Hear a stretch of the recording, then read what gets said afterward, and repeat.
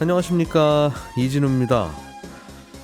앞으로 반지하를 포함한 지하주택은 지을 수 없게 됩니다. 기존 지하주택은 정부가 점진적으로 사들여서 지상층은 공공임대주택으로 쓰고 지하층은 커뮤니티 시설이나 공동창고로 활용할 계획입니다. 한국은행이 오늘 기준금리를 결정하는 회의를 여는데 3.5%인 현재 기준금리를 동결할 거라는 전망이 우세하지만 올릴 거라는 전망도 꽤 나오고 있습니다. 주식 배당금 규모를 먼저 확정하고 나중에 배당금을 받을 주주를 결정하는 방식으로 정부가 배당 제도를 바꾸려고 하고 있는데 이렇게 새로운 배당 제도를 먼저 도입하는 기업들도 나오고 있습니다. 중국 최대 전기차 배터리 업체 CATL이 배터리 가격을 대폭 할인해서 팔기로 했습니다. 이런 소식들 오늘 정리해 드릴 텐데요.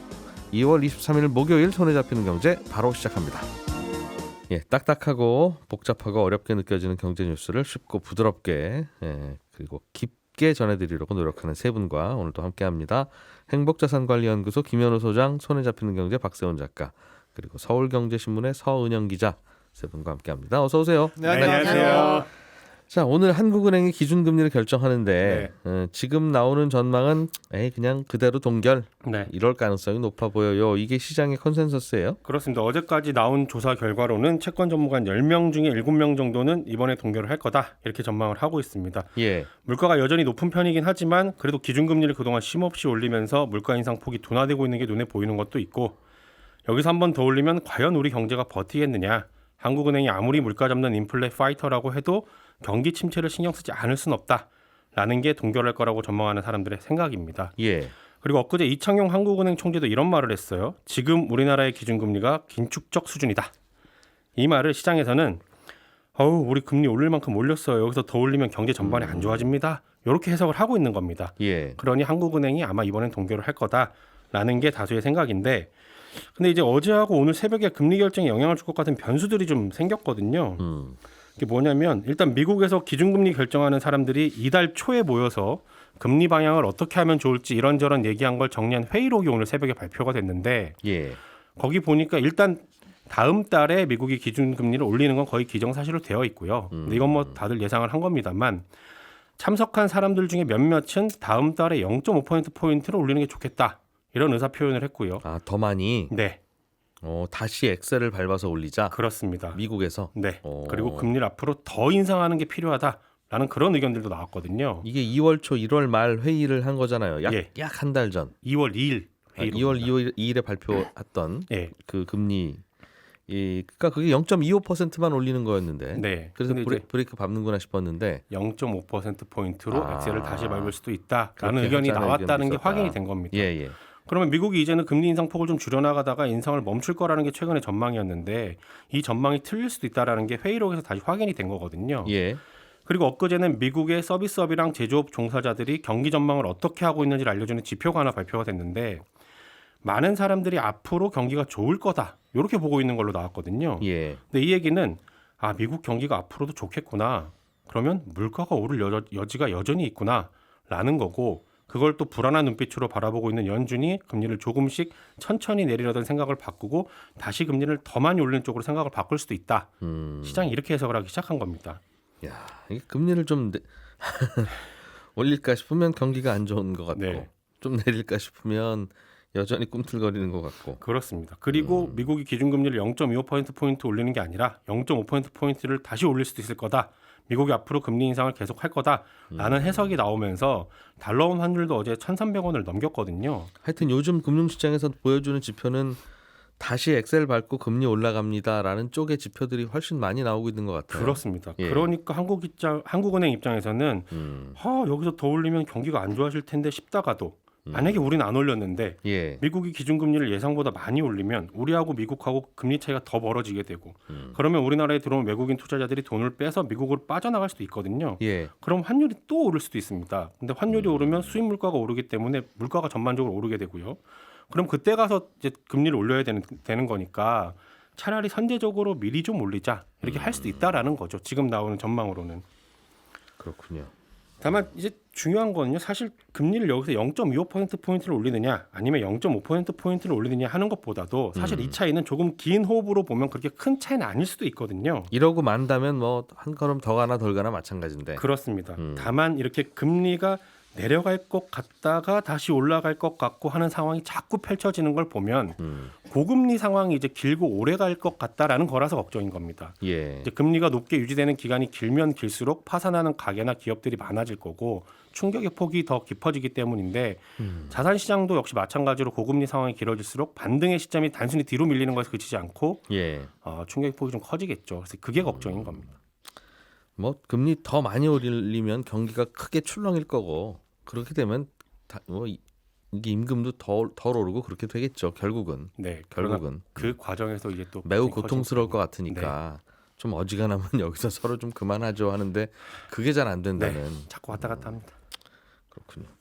다시 시장은 약간 금리가 올라가는 쪽으로 또 신호를 보내고 있다. 요약할 수 있겠네요. 그렇습니다. 그래서 한국은행의 고민이 매우 깊을 것이다. 서은영 기자님, 그 주식 투자자들이 배당을 받는 경우들도 뭐 종종 있는데 이게 내가 배당을 얼마를 받을 수 있을지 또는 받을 수 있을지 없을지를 모르고서 그냥 기다리다가 덜썩 배당 나오는 그런 구조라면서요, 지금은? 네, 현재는 그렇습니다. 요걸 그래서 좀 바꿔보겠다는 건데 정부는 그럼 우리는 그럼 먼저 배당금을 발표하겠습니다. 그런 기업들이 좀 나오고 있나 봐요. 네, 맞습니다. 제가 석 달 전인가 이제 이런 제도 도입이 될 거다라는 이야기를 좀 한번 이 방송 통해서 전해드린 적이 있는데요. 예. 얼마 전에 이 포스코홀딩스가 일단은 첫 테이프를 좀 끊었고요. 어제 현대차 그리고 조만간 현대모비스, 기아차 같은 이 현대차 그룹의 다른 계열사들도 새로운 배당 제도 도입을 하겠다 이렇게 이야기가 나오고 있습니다.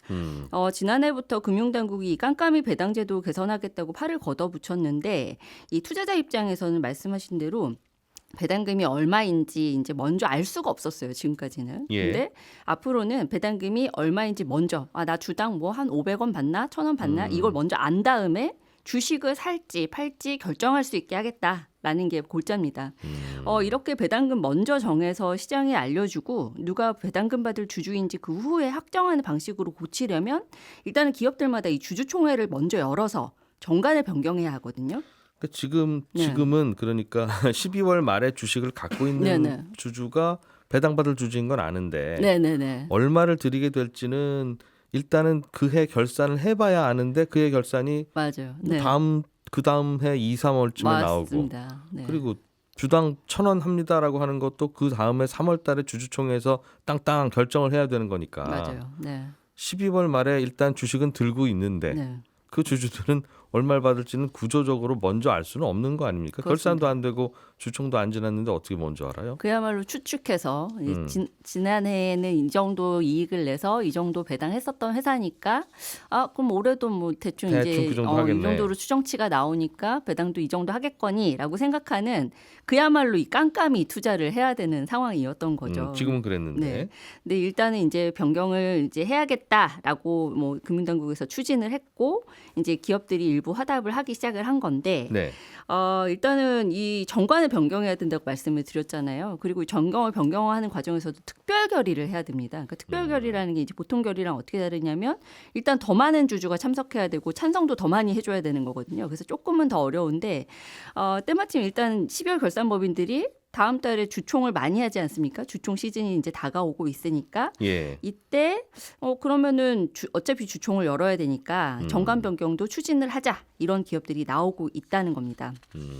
대부분의 기업들은 지금 현재 정관에는 배당은 매 결산기 말 현재의 주주 명부에 기재된 주주에게 지급한다 이렇게 돼 있거든요. 그러니까 연말 배당 한 번만 하는 회사라면 이 결산일인 12월 31일에 주식 들고 있는 사람한테는 배당금 줄게라고 그냥 정관에 아예 적혀 있는 겁니다. 이렇게 되면 사실 제도 변경이 어렵겠죠. 근데 배당금 얼마 줄지는 그 이후에 알 수 있으니까. 그렇죠. 그러니까 배당금 얼마 줄지 먼저 이게 한 해 동안 우리가 얼마 벌었지 이렇게 다 계산기도 두드려 보고 해서 그럼 여기에서 일부는 배당을 할 수 있으니까 이만큼 해야겠다 이렇게 돼야 되는 건데 지금 같으면은 먼저 알려주는 것 자체가 불가능하다라는 겁니다. 그러게요. 이걸 어떻게 그럼 고쳐서 배당을 얼마 줄지를 정확하게 픽스하고 그리고 나서 저 회사 주식 살지 말지를 결정하는 그런 구조가 됩니까? 어떻게 하면? 일단은 이 배당받을 주주를 확정하는 날짜 자체를 이사회에서 정할 수 있게 바꾸는 겁니다.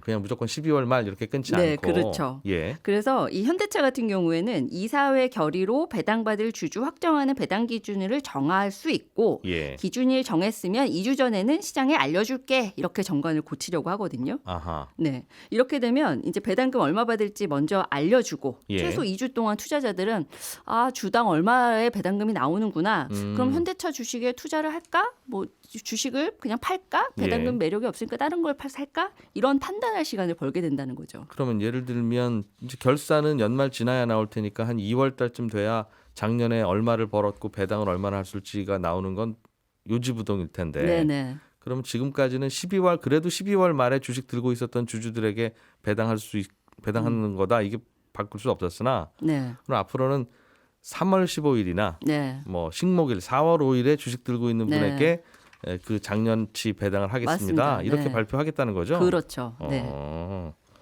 그럼 이제 배당 알겠습니다.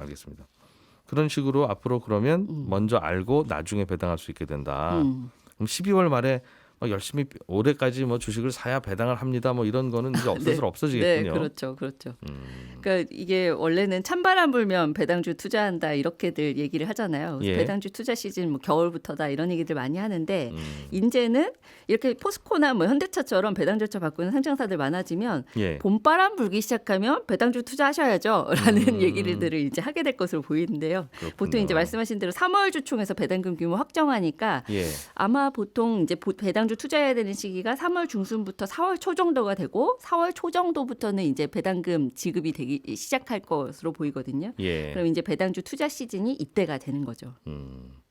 알겠습니다. 그렇게 제도가 바뀌는군요. 네. 예. 자, 그러면 또 다음 뉴스도 하나 좀 보죠. 김현우 소장님. 네. 앞으로는 반지하 주택, 지하 주택은 못 짓게 하겠다. 네. 지하, 반지하에 주택 지었다가 이제 비 많이 오고 그러면 아주 피해가 크고 인명 피해도 나오고 하니까 이거 대책 좀 세우라고 하다가 네. 정부가 내놓은 아이디어인가 봐요. 그렇습니다. 앞으로는 짓지 말자. 네. 지금은 반지하를 주거용으로 포함해서 짓는 게 가능은 합니다. 예. 그런데 최근에 아마 지어지는 신축 빌라나 이런 거 거의 보면 없을 거예요. 이미 예. 안 짓고 있을 텐데요. 맞습니다. 그 이유가 못 짓게 한 게 아니라 주차장을 꼭 둬야 된다. 이게 강화됐기 때문에 네. 반지하를 파게 되면 그 공간을 못 쓰잖아요. 대부분 보면 주차장으로 못 쓰죠. 그렇죠. 주차장을 필로티 구조라고 해가지고 1층에다가 놓고 마치 그 아궁이처럼 생긴 그 건물을 만드는데 1층에 쓸 수 있는 주거 면적 자체가 굉장히 좁아져 있는 상태에서 맞습니다. 거기서 어떻게 반지하를 더 그렇죠. 굳이 짓겠어요. 땅 파봐야 몇 평 나오지도 않는데. 네, 그래서 반지하 주택이 안 보이는 건데 예. 법적으로 지을 수는 있습니다. 그런데 오히려 지금으로부터 한 40년 전까지는 지하층에서 거주를 하는 것조차가 불법이었어요. 예. 그런데 건물을 질 때 왜 지하를 팠냐? 이때는 방공호의 개념으로 대피 시설로 지하층을 두는 게 1999년까지도 의무였습니다. 그러다가 주거난이 심각해지다 보니까 70년대부터 슬슬 이 의무적으로 만든 지하실에 사람들의 세를 주기 시작하고 그때부터 이 반지하에 거주하는 사람들이 늘어나기 시작했거든요. 70년대 후반부터 방공호 의무적으로 지어라. 예. 그것 때문에 짓긴 지었는데 네. 슬슬 이제 사람이 들어서 살게 된 게 지금 반지하 주택의 원조 시작이라는 그렇습니다. 말씀이군요. 예. 그러다가 이걸 양성화시킨 게 이제 1984년에 반지하 주택이 법적으로 허용됐고 그게 지금 현재 주택법이라고 보면 되는데 그러다가 이제 2010년에 태풍으로 침수 피해가 발생하면서 법을 강화시켰습니다. 현재 건축법이 그렇게 돼 있는데 현재 법에서는 상습적으로 침수되거나 침수가 우려되는 지역에서 이렇게 지하층을 주거용으로 사용하려면 지자체의 건축 허가를 받아라 이렇게 되어 있어요.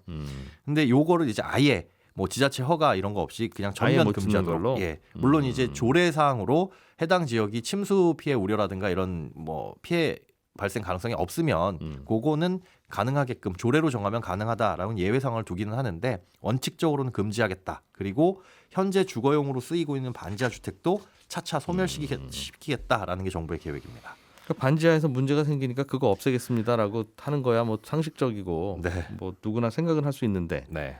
이미 반지하 주택을 새로 짓는 건 이래서 저래서 결국은 못 하고 있고 네. 1층에 주차장 때문에도 못 하고 어차피 안 짓고 있는 거고. 그렇죠. 그러니까 새롭지 않고. 현실적으로 어렵죠. 문제는 이미 지어진 반지하를 그럼 어떻게 할 거냐. 네. 그런 건데 음. 어떻게 하겠다는 거예요? 이게 크게 두 가지 방안이 있습니다. 하나는 공공이 사들여서 그걸 임대로 공급하겠다. 다만 반지하층은 주거용으로 쓰지 않겠다라는 거죠.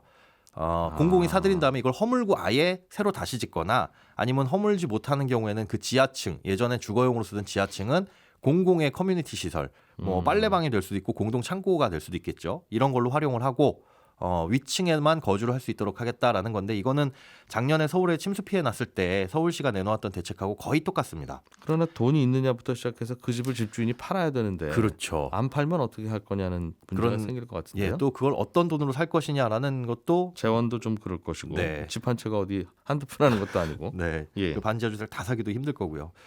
또 하나의 방안은 이제 재개발이라든가 소규모 재건축 사업을 유도한다는 아닌데 이게 반지하가 밀집된 곳에서 이뤄지는 정비 사업에 대해서는 용적률을 완화해주겠다 이런 인센티브를 주거나 아니면 정비 사업을 할 수 있는 요건에 지금은 그렇거든요. 그 어디에 소규모 주택 정비 사업을 하고 싶습니다라고 한다면 주택의 노후도가 얼마나 되느냐 뭐 이런 예. 것들을 따지는데 여기 요건 중에 하나로 집이 절반 이상 반지하 주택이 포함되어 있으면 이것도 소규모 정비 사업이 가능하다 이런 식으로 근거를 마련하겠다라는 게 계획입니다.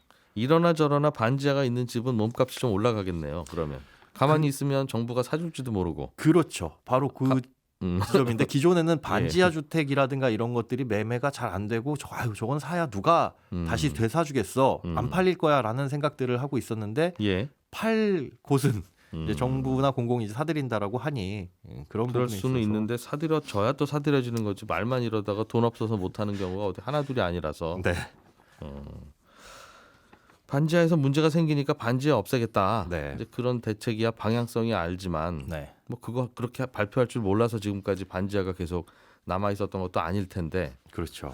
뭐 달라진 건 뭔가 하는 생각은 일단은 드네요. 그럼 일단 반지하 주택에 사람들이 살고 싶어서 사는 게 아닐 거 아니겠어요. 다른 집은 마땅한 집이 없고 주택이 부족하니까 비싸고요. 예, 네. 그래서 사는 걸 텐데. 맞습니다. 그럼 어딘가에 집을 더 추가로 지어야 되는 거 아니겠습니까? 네, 그런데 그 추가로 지어서 이분들을 이제 추가로 지은 집으로 이주를 시켜야 되는데 사실은 추가로 짓겠다라는 계획까지는 안 나왔습니다.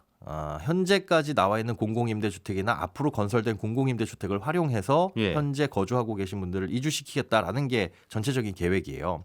지금 운영 중인 그 매입 전세임대 제도라는 게 있는데요. 이건 공공이 민간주택 사들여서 그걸 임대를 주거나 예. 혹은 전세로 계약한 다음에 그걸 전전세라고 하죠. 다시 임대를 주는 이런 제도가 있습니다.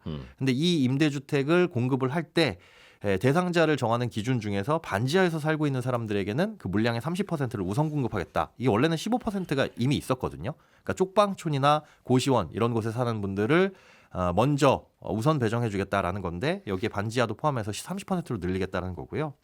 앞으로 또 2027년까지 50만 호 공공임대주택 짓는다라고 정부에서 발표했잖아요. 예. 이 중에 43만 호 정도는 소득 4분위 이하의 저소득계층을 위한 주택이거든요. 그러니까 이걸 통해서도 충분히 뭐 공급될 수 있다라는 설명이기는 한데 앞서 말씀해 주신 것처럼 아니 이거는 이미 짓고 있고 앞으로도 지을 거를 네. 반지하 사시던 분들한테 나눠주겠습니다. 이걸로 해결될 게 아니라 그렇죠. 이미 존재하는 수십만 채의 얼마나 되는지는 정확히 모르겠습니다. 반지하에 그거를 사람이 못 살게 막고 못질을 하고 창고로만 쓰겠다는 거잖아요. 안전을 위해서. 예, 그렇죠. 그럼 집이 그만큼 사라지는 거니까 그만큼이 늘어나야 되는데 사라지는 그만큼 어디에 새로 네. 계획에 없던 집을 지어야 이게 문제가 해결되지. 네. 이미 있는 공공임대주택에서 이분들을 우선 입주하겠습니다라고 하면 그럼 거기 들어갈 예정이었던 분들은 그럼 어디로 갑니까? 그게 문제인 거죠. 그 문제를 해결해야 되는데 그에 대한 답은 아직 안 나와 있습니다. 그러면 공공임대주택 50만 호로 충분하냐? 뭐 새로 지어지는 거는 맞으니까 50만 호가. 네. 그런데 사실 이 반지하 주택에 사시는 분들을 이런 공공임대로 이주시키겠다라는 계획은 2020년 7월에 주거 취약계층 주거 지원 사업 뭐 이런 게 있었습니다. 예. 지금도 하고 있고 2020년 7월에 시행을 해가지고 재작년이죠. 2021년에 이 사업 통해 가지고 한 1000여 가구가 이주를 하기는 했어요. 그러면 반지하에 사시는 분들이 얼마나 남아 있느냐? 작년 인구주택 총조사에서 집계된 반지하 거주 가구가 전국 5만 8천 가구입니다. 거주 인구는 60만 명 거의 가깝고요. 예. 근데 그 중에서 서울에 사는 사람이 35만 명이나 됩니다. 서울 인구가 1000만 명이 좀 안 되는 거 따져보면 서울 거주 인구 중에 4%는 반지하에 살고 있는 인구다라고 계산이 되거든요. 통계도 조금 모호하긴 하네요. 거주 가구가 6만 가구인데 거주 인구가 60만이면 네. 한 가구에 10분씩 산다는 뜻인데 살펴보긴 해야 되겠네요. 어쨌든. 네. 예. 그리고 사람 수도 사실 많지만 반지하 거주장의 56%는 1인 가구거든요. 그러니까 주거용 반지하를 소멸시켜 나간다는 계획은 사실상 공급이 완벽하게 많이 늘어나지 않으면 꽤 오랜 시간이 그러게요. 걸릴 것으로 보이는 문제입니다. 도시 외곽에 공공임대주택을 지으면 될 거라는 상상을 할 수는 있는데 네. 거기 가면 뭐 깔끔하고 쾌적한 거 몰라서 거기 안 가시는 게 아니잖아요. 맞습니다. 일자리가 가까운 데 있고 네. 출퇴근 시간 오래 걸리면 생활이 안 되니까 이렇게 해서라도 살 수밖에 없는 건데. 알겠습니다. 대책이 참 쉽지는 않아요. 그러니까 내가 말도 이렇게 하면서도 그럼 대책이 뭐라는 거냐면 저도 사실 뾰족하게 내놓을 건 없는. 네. 자, 서은영 기자님, 네. 이것도 하나 좀 더 전해주시죠. 중국의 배터리 업체인 CATL이 세일을 하려고 한답니까? 네, 파격 세일을 준비 중입니다. 예.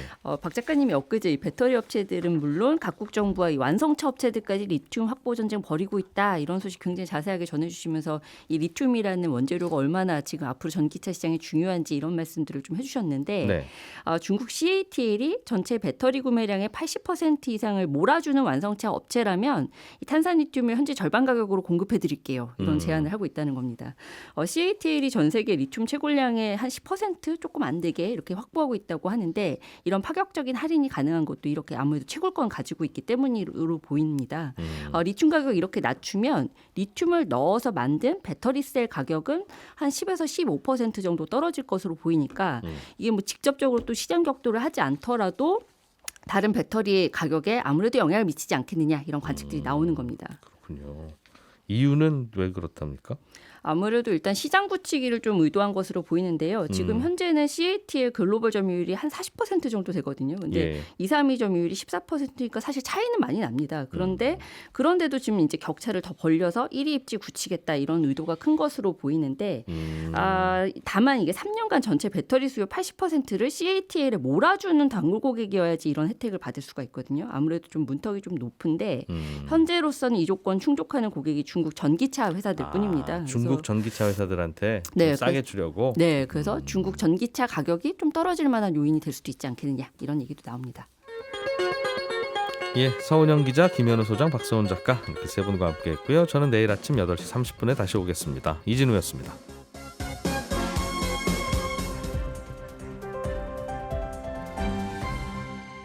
경제를 생각하는 사람들의 즐거운 습관. 이진우의 손에 잡히는 경제.